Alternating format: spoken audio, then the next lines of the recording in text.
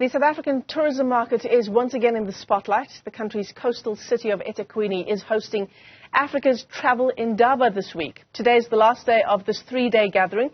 Analysts and role players of the sector have been saying the country's tourism sector can and does play a critical role in contributing much more to the country's overall economy. Currently, the sector contributes about 3.7% to GDP. So we're asking a whole range of questions this morning, including what is stifling this potential. Let's bring in the CEO of the Tourism Business Council of South Africa, Tshifhiwa Tshivhengwa, joins us via our video link this morning. It's great to see you, sir. Thanks for coming on. It's an interesting one, tourism, isn't it? Because it is so difficult to get a handle on. It's not just as easy as saying we need to get more people to the country, we need to bring more money to our economy. It's a lot more tricky than just that. No, absolutely, and thank you for having me. It is a bit more tricky than that because as a country, we are one of many destinations around the world that are competing for the same tourists. So we need to do a whole lot of things to make sure that tourists that we want to come to South Africa do indeed come to South Africa. And things range from ease of access to make sure that they can get to South Africa, get visas, make sure that they can get planes or seats to come to South Africa, and make sure that when they arrive in South Africa, they are safe, they are able to do what they want to do or what they hope to do, and we're able to deliver that experience. And when they go back home, they can then tell others about the wonderful country that we have. So it is a bit complex in that way. However, it is an industry that has a lot of potential, and there's a lot of work ahead of ourselves to make sure that we attract as many tourists as possible to come to the country. And this is what we're doing here at Indaba. We're showcasing the destination, we're showcasing the products that we have within the destination and experiences as well, to make sure that the buyers that are here from overseas are able to see what we have to offer, and they're able to go back at home and talk to the travelers to make sure that the travelers are able to buy us as a destination and are able to travel to South Africa. So it's indeed complex, long value chain, a lot of players in the mix, but we are prepared and are ready to ensure that we succeed. And there are a lot of challenges in the mix as well. Long value chain, but also a lot of things that potentially stand in the way of doing exactly what you've just outlined. Shall we begin with the issue of trying to build back the numbers to pre-COVID-19 numbers? And I understand the discussion there this week has been that we're making some progress, but we're not quite at the 10 million arrivals we had in 2019. No, absolutely. We have been trying to build up the numbers by way of reigniting demand. And this is the demand for both domestic and international, inbound travelers. So the numbers that we have last year, we ended up at 5.7 million. But at the beginning of this year, we're starting to see an increased number of tourists coming into the country, which is positive. And we do know that if we continue in this trend, we should be able to be closer to the target of 2019 as the year progresses. So it's an all hands on deck between the public sector and the private sector to ensure that we reach the numbers.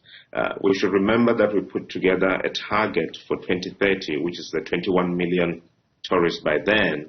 It means that, we need to grow, from this low base at a rapid pace to make sure that we reach that number of 21 million. So we don't have a lot of time. It's all hands on deck. And the targets that we've set for ourselves, we are on course in terms of recovery point of view, but we're still a little bit far off from that target of 21 million by 2030 due to COVID and other things. So I think from the numbers point of view, they are positive. The spend is positive in terms of people spending more money into the country, and also the length of stay in terms of, it being increasing from just 10 days or about 11 days to about 13 days. So meaning that people are staying longer in the destination than what they used to do in the past. So we need to take advantage of that so that we can have more revenue into the industry. Yeah, absolutely. So 21 million tourists by 2030. So that's what, almost sort of 3.5 times the number that we're at now in 2023. It's a big job ahead. And you knew this question was coming. Load shedding will most certainly play a massive role in making the job of getting to 21 million that much harder. No, absolutely. It does have a role in terms of the input cost increasing. Because what we've done in our industry is to ensure that as much as we've load shedding, and we've known about load shedding for many, many years, we have contingency plans. So when you go to big establishments, you will see that as soon as load shedding kicks in, we have generators or other means of generating energy. It means that we're spending more money on generating energy, and the profits that we thought we were going to make are going into energy. So we are open for business. We will always be open. Yes, there are small businesses that cannot afford to have those generators, and that's a big concern for us because we need to make sure that they are assisted and they're able to keep the lights on and deliver on the promise that we've made.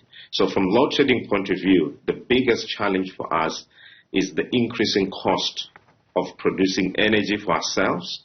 It means that the profits again are not be able to be realized in the way that we would have wanted to realize them, and therefore it may have an impact on employment long term, because if companies are not making profits, they're not going to be able to hire more people, because we will keep the lights on. We are keeping the lights on, and we'll continue to keep the lights on in our establishments to make sure that the tourists that are here in South Africa, be it domestic or international tourists, are able to enjoy what we've promised. So that will continue, but from the input cost point of view, there's going to be a pressure there. Tshifhiwa, the member states of SADC also made an appearance at the Indaba this week. How much of what's happening on the continent and the regional instability has a role to play on our numbers here in South Africa? Well, the SADC region is an important bloc for South Africa. Majority of the tourists that comes into South Africa come from the SADC region. And also come from other markets in Africa, what we call the Africa air markets, those that fly into the country. So the region and the continent is quite important for us.